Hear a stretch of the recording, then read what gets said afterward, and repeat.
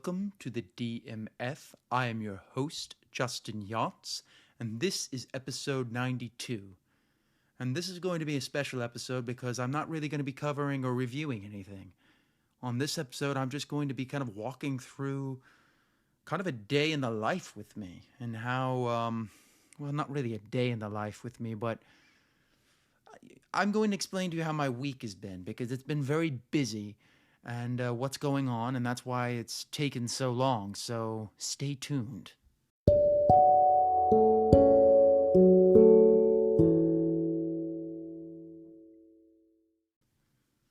So let's start with the big thing that has happened. I've been doing two roles at the same time, which is quite a hard task to take on, as I am playing Basil from The Picture of Dorian Gray, and I am playing Demetrius in A Midsummer Night's Dream. And trying to do them at the same time has been quite a challenge. So we'll start with the first one. Okay, so Demetrius, I've basically been in rehearsal every day this week. And that has just been, it's draining because it's not only am I doing rehearsal, then after rehearsal, I'm going and I'm drilling the lines and I'm drilling things and I'm trying to figure out better ways to say things because Shakespeare is all about the paradox and all about bringing out the language. And a truly trained actor can take certain words and really make the audience understand it.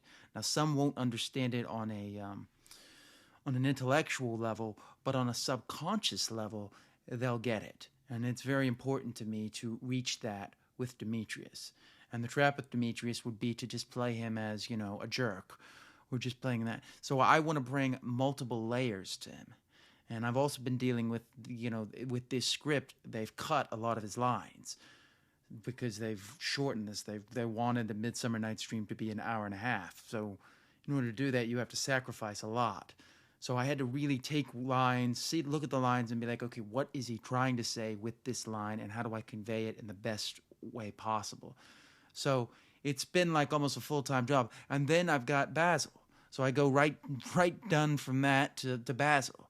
And then I try to do all my other work that I'm doing, the silver work. And then I work out every day.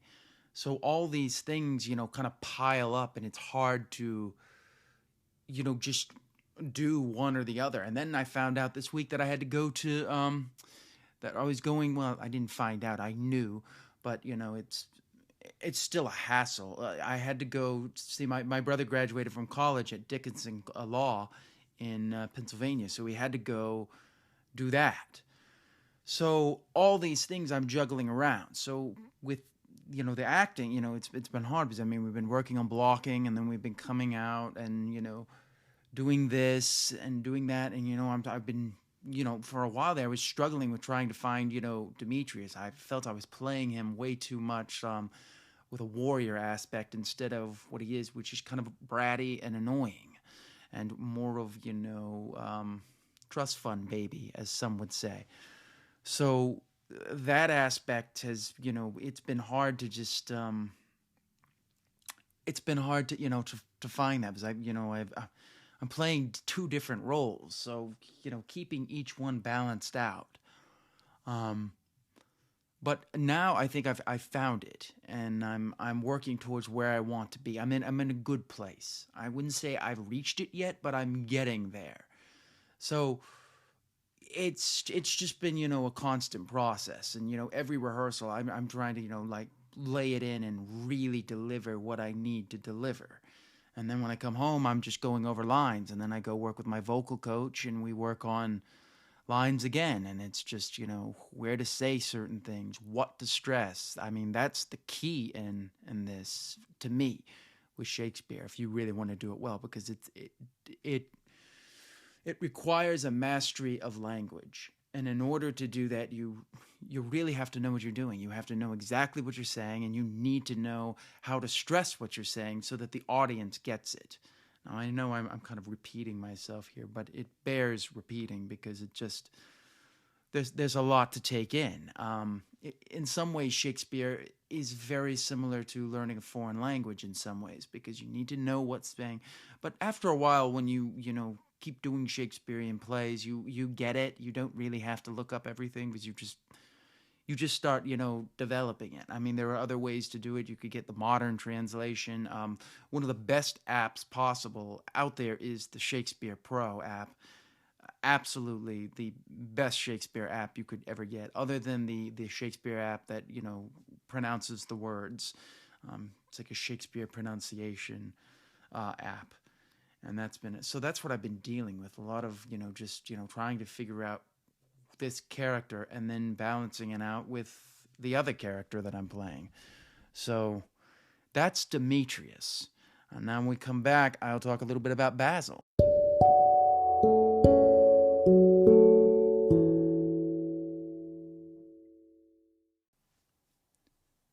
So the next thing I'm going to talk about is the other role, which is Basil in The Picture of Dorian Gray, which is written by Oscar Wilde. They made a play out of it. The book is written by Oscar Wilde, and then they transfer it into a play. So you lose some of the translation. I've read the book and the play, so there's certain things that they can't go as into detail with as in a book. But Basil is the character I'm playing, and he's a very multifaceted character, as he is kind of the good in Dorian Gray. He sees all the good and all the great aspects of what Dorian Gray can be. And then we have Henry, who is bringing out all the depravity and so you've got these two warring sides. You've got the angel on the side, and you've got the devil on the other side. Even though Henry is not really a bad guy, it's just he brings out the worst in Dorian in some ways. And you've got these two people that are battling for Dorian's soul in some ways. And what I loved about Basil is he's an artist, so he has this beautiful language there, and none of this is cut. So I have these long monologues where I'm just painting the picture of how he feels, because this is somebody who really talks about his feelings. So it's been hard to do both these characters at the same time, as I'm looking at Demetrius and I'm looking at Basil from The Picture of Dorian Gray, and trying to balance them out. But Basil, I've been working on this for like 3 months, just every day, looking at Basil, and the most important thing was to get the language aspect. But here, without, it's not like with Shakespeare. Shakespeare, you have meter, where you kind of know where to stress certain things. Shakespeare does a lot of the work for you. With this, I really have to, kind of know where it is. And we're dealing with Old English that is not really spoken as well. So some of the words I felt needed to be changed was like, the audience is not going to understand what this word means. We don't use this in everyday language. And it's been, it's really been a battle of languages. Basil has been he just has some of the most beautiful language that he paints with. And, he'll say picture, and then he'll say portrait, and he'll say this, and, that. And, it's not just, cut and dry. He doesn't have just little lines. When he speaks very fluidly, fluidly. See, I can't even speak right now. I got so many characters running around in there that I can't even, develop it. So with Basil, it's just been a lot of work. And like I said, as soon as I'm done with Demetrius, I go straight to Basil. And then I go back and forth. And that's another one that requires a lot of language training. So nothing is simple or easy. It's just, so I'm taking on these two roles. The only thing I could say that's great about Demetrius is some of my lines are cut, so I do have some of that aspect to not have to deal with. But Basil is... I'm really enjoying playing him, and this is a Zoom play. So once again, you're dealing with, a screen. I'm not dealing with a person in there, so I don't have somebody to run lines with necessarily. I'm running lines. I'm basically running lines with myself. I almost memorize it as one whole monologue, which is which is one of the best ways to do it. If you don't have the other actor there, you kind of just try to memorize it all as one chunk, and then you kind of add that in later. So with Basil, it's been it's a lot of work because he speaks in these long paragraphs, and it's not simple language, and it's not the way we speak today. It's not like, hey, how are you doing? Oh, I'm doing great. What are we doing? The way we would speak today. It's, I'm doing wonderful. What a wonderful day we have outside. The sky is beautiful, and more of that flowery language. And one of the biggest things about Basil is I don't want to do the language as if I'm mocking it. The language has to be second to none, almost as if you're doing a dialect.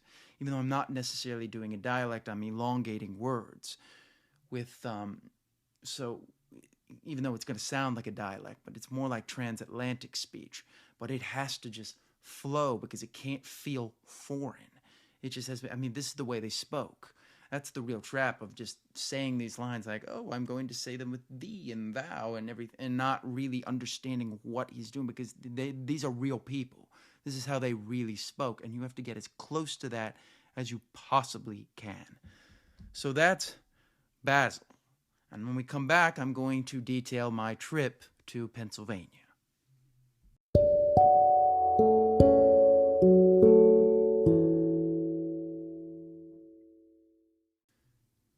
Now let's talk about Pennsylvania. So I went to Pennsylvania, and that was on Wednesday, and that went all the way to Friday.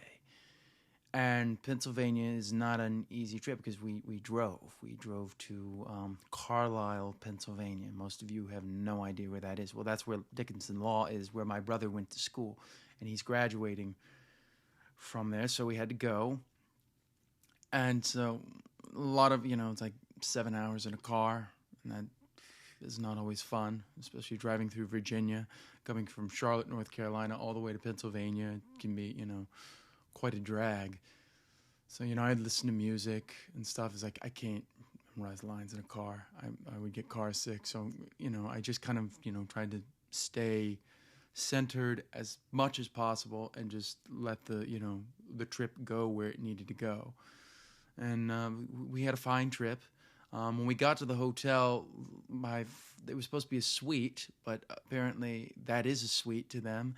And so there was no other room for me to have any privacy. So I'm stuck in a room with my parents, and none of us have any privacy. And I'm like, I'm just going to sleep on a sofa. The sofa's usually supposed to be in another room, so I'd just take that, and that's all I really need. So there was no place for me to really do lines. So I would go out into the lobby and run lines, and, I sit in, chairs and, and meditate, so it was an interesting predicament to be in. But, there were a lot of nice restaurants we went to. We went to a place called the Bruges Cafe. I keep wanting to call it In Bruges because I love that film, In Bruges. And it's a really pretty city. I was quite floored by, the layout and everything. And it was nice. I was like, this is a nice place you have here. And we got to see his friends, and the funny thing is when we got to the graduation thing, my brother didn't let us know till the last minute, so we had to change our reservations till after the graduation. So when graduation is happening, we're like, okay, so this is only going to take an hour, and they're going over, and it's like, wait, how are we going to get reservations? Are we going to have to hold it? They said they stop at 9, and luckily we were able to get back in there, but. And since, because of the pandemic, the graduation, we were in cars watching it and watched him walk on a stage. It was kind of ridiculous in that that feeling. But I was really happy for my brother. He's worked hard, and to see him, get this great achievement, I could tell it meant a lot to him. Meeting his friends, I've seen some of his friends, seeing how proud he was of it, we had, we ate in a nice restaurant. I forget what that was called, but that was nice. And the funny thing is I got an audition that day, so I had to do the audition in the hotel. I found like one of those places where they have like a conference room where they, do like gatherings where you would do like a Comic Con type thing. So I went in there and I recorded my audition there. A lot of things were going on. Plus, I'm trying to memorize this. Plus, I'm trying to do that, and all these things are going on. And we open, you know, we we open the week after, so it's like, oh, okay, I've got all these things to go on. Plus, I'm stuck in the same room with my parents, so it's like, okay, I just want to be in here just to sleep because that's all I really need it for. So I'm basically sitting in a lobby half the time, and it's kind of annoying at points, but good in others. But yeah, that's the main thing that happened there. And my brother, we went home, and that was another 7-hour drive. And they were originally going to have do the first scene of Dorian that night on Friday. And I was like, that's going to be really hard. So I'm coming off 7 hours. I don't know. And then we had the gas shortage. The gas shortage in the Carolinas, and in other places was, something to take into account. So a lot of different things were going on, and but we got home, and I was able to get everything I needed done. It was a grind though, and when we come back, I'll reflect on the week.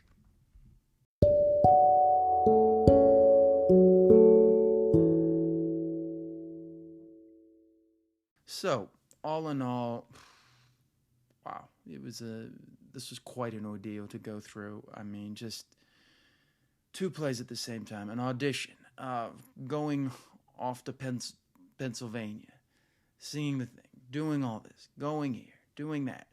I mean, if you asked me if I did it again, I'd be like, maybe I would have stayed home, but I really couldn't stay home. I needed to see my brother graduate, and that was important to me. So, but it was a real drag. I had to deal with so much, and I just so that's part of why I don't have anything ready, because I've just been going from one thing to the next. I have a movie. I've got things laid out for next week so that we will have a movie. Well, I will watch the next episode of The Nevers. I will discuss, probably how I feel about opening night and what that feels like. But it's just been a whirlwind of stuff, and working with my vocal coach there, and trying to meditate in a hotel room with my parents. I just went out to the lobby, and I was like, let's test the meditation skills to see how well I can do. And I was able to do it well, so that was able to gotten done. But yeah, a lot of just going back and forth. But I was so happy to see my brother graduate. It was a nice ride home. Sometimes that can be unbearable because you've got 3 people in the car, and my father normally drives, as my mother won't let me drive because my father has to drive, and so that was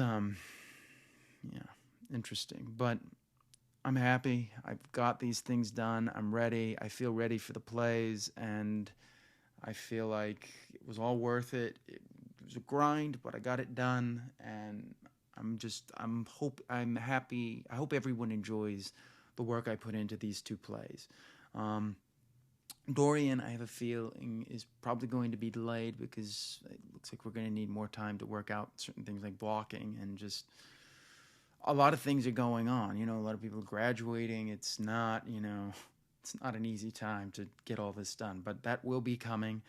And Demetrius, I will do my first showing of Midsummer Night's Dream on this coming Friday. So, a lot to take in. This is a shorter episode than most, but I don't want to just ramble about nothing. I wanted to, I was like, let me do something different. I'm going to discuss what I did this week. It was like, that's all I had. It was either not do an episode or do this.